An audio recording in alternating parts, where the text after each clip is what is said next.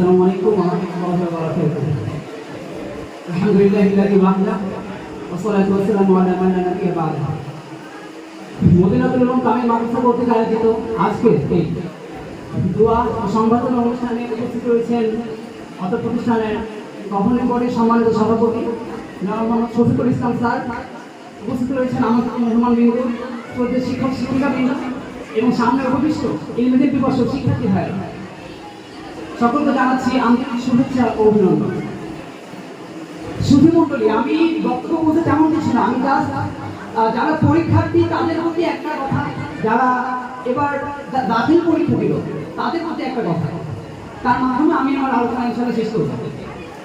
যারা দাখিল পরীক্ষার্থী, আমি আপনাদের কিছু বলতে চাই। আপনাদের এখন ভর্তির মৌসুম চলছে, আপনারা এখন বিভিন্ন জায়গাতে চয়েস দিচ্ছেন, বিভিন্ন কলেজে চয়েস দিচ্ছেন, বিভিন্ন মাদ্রাসায় বা বিভিন্ন জায়গাতে কারিগরিতে। এখন আপনারা কেন মাদ্রাসায় ভর্তি হবেন? আমি আপনাদের জানিয়ে রাখতে চাই, বর্তমানে আমাদের আলিমের যে পাঠ্যসূচি এবং বাইরে ইন্টার লেভেলের যে পাঠ্যসূচি, এইচএসসি লেভেলে দুইটা পাঠ্যসূচি সম্পূর্ণ এক। তাহলে পার্থক্যটা কোথায়? আমি কেন মাদ্রাসায় ভর্তি হব? পার্থক্যটা হচ্ছে, আপনাকে আলিমে যদি ভর্তি হন তাহলে ওই এইচএসসি সিলেবাসে পড়ানো হবে, এটার পাশাপাশি আপনাকে শেখানো হবে মহাগ্রন্থের গোড়া, আপনাকে শেখানো হবে ইলমে দ্বীন, আপনাকে শেখানো হবে ইসলামের বিধিবিধান সমূহ। এখন হয়তো আমাকে প্রশ্ন করবেন যে আমি ইসলামটা কেন শিখতে চাই, আমি ইসলাম যদি শিখি তাহলে আমার কি হবে? সুধীমণ্ডলী, স্কুল কলেজে গেলে আপনাকে ইসলামের কোনো ধর্মীয় মূল্যবোধ শেখানো হবে না, সেখানে শুধু শেখানো হবে আপনাদেরকে কবিতা, আপনাদেরকে পড়ানো হবে বিভিন্ন উপন্যাস ইত্যাদি। আমি একটা কথা বলতে চাই, পৃথিবীতে কবিতা পড়ে তো সহজ হয় না, পৃথিবীতে উপন্যাস পড়ে তো সহজ হয় না। আপনি আমাকে একটা মানুষ দেখাতে পারবেন না যে মানুষটা যেন কবিতা পড়ে, যে মানুষটা উপন্যাস পড়ে, সেই মানুষটা তার জীবন চলার পথে চেঞ্জ করে নিতে পেরেছে, সেই মানুষটা ভালো মানুষ হতে পেরেছে। কিন্তু আমি আপনাকে থাউজেন্ড পিপল দেখাতে পারবো in the history of the world, যারা কিনা ধর্মগ্রন্থের কারণে, যারা ধর্মীয় বিশ্বাসের কারণে, এই ধর্ম তারা ইসলাম শিক্ষা করার কারণে তারা এমন মানুষ হতে পেরেছে যে তারা আইয়ামে জাহিরিয়া তথা অন্ধকার যুগের মানুষ থেকে তারা কিনা হয়ে উঠেছিল খয়রুল কুরুন তথা সর্বোত্তম যুগের মানুষ। এখন এই জায়গাতে যদি পৌঁছাতে চাই, যদি ওই স্তরে মানুষদের সাথে যদি আমরা যেতে চাই, কাদের কথা? ওই মানুষরা এমন ছিলেন যাদের জন্য কোরআনে আল্লাহ নিজে বলেছে যে আমি আল্লাহ, আমি তাদের প্রতি সন্তুষ্ট এবং তারা আমার বান্দা, তারাও আমার প্রতি সন্তুষ্ট। সেই স্তরে যদি যেতে চাই তাহলে আমাদের অবশ্যই ধর্মীয় জ্ঞান শিক্ষা করতে হবে। শুধু মনে হয় এখন ইন্টারে ভর্তি হয়ে, বাইরে বিভিন্ন কলেজে ভর্তি হয়ে আপনারা শুধু জেনারেল নলেজ, শুধু মানে পৃথিবীর পড়াগুলো বা শুধু ইহকালীন পড়াগুলো শিখবেন, নাকি আলিমে ভর্তি হয়ে আপনারা দুনিয়াবী পড়াশোনার পাশাপাশি আপনাদের পারলৌকিক মুক্তির বিষয়টা আপনারা নিশ্চিত করবেন, এই বিষয়টার প্রতি আপনারা দৃষ্টি রাখবেন। আপনি দুনিয়াবী শিক্ষায় সর্বোচ্চ ডিগ্রি অর্জন করতে পারেন, কিন্তু অবশ্যই আপনার নিজের জন্য, আপনার নিজের পারলৌকিক মুক্তির জন্য, মহান আল্লাহর দেখানো সিরাতুল মুস্তাকিমের পথে চলার জন্য আপনাকে অবশ্যই ধর্মীয় জ্ঞান, আপনাকে অবশ্যই ইসলামিক বিধিবিধান মেনে চলতে হবে।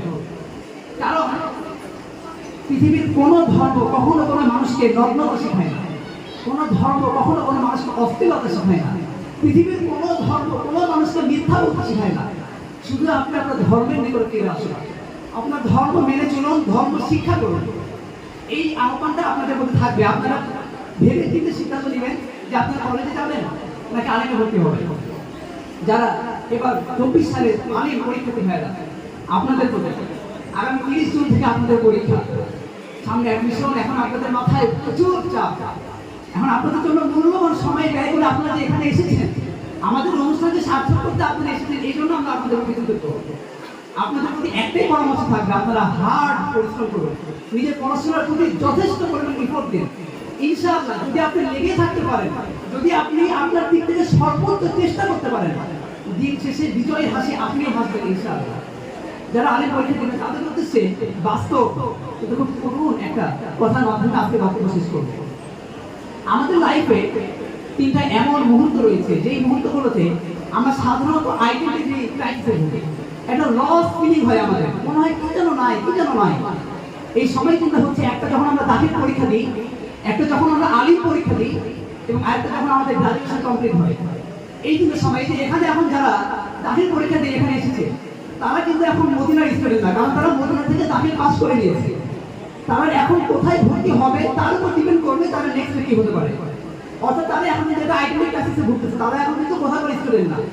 আপনারা আগে পরীক্ষা দিবেন, তারপরে হয়তো আপনারাও অ্যাডমিশন দিবেন, ভালো জায়গায় ভর্তি হবেন, তারপরে আবার যখন গ্রাজুয়েশন শেষ করবেন তখন আবার আমি কি এরকম ধরনের একটা লস ফিলিং হয়। এই সময়গুলোতে মানুষ কিছু র্যাশ ডিসিশন নিয়ে থাকে, এমন কিছু ডিসিশন নেয় যার ফলে মানুষের মানে আপনার দুনিয়াবি সুখ শান্তি সব কিছু করে যাবে।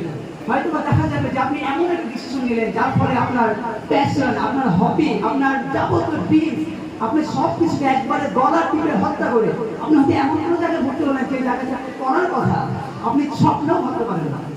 আপনি হয়তো এমন কোনো কাজ করে বসলেন যে কাজটা করার পরে ভাবছেন ভাই আমি কি করে বলবো। এই জন্য একটা পরামর্শ থাকবে, আপনারা সামনে ভেবে চিনতে সিদ্ধান্ত নেবেন।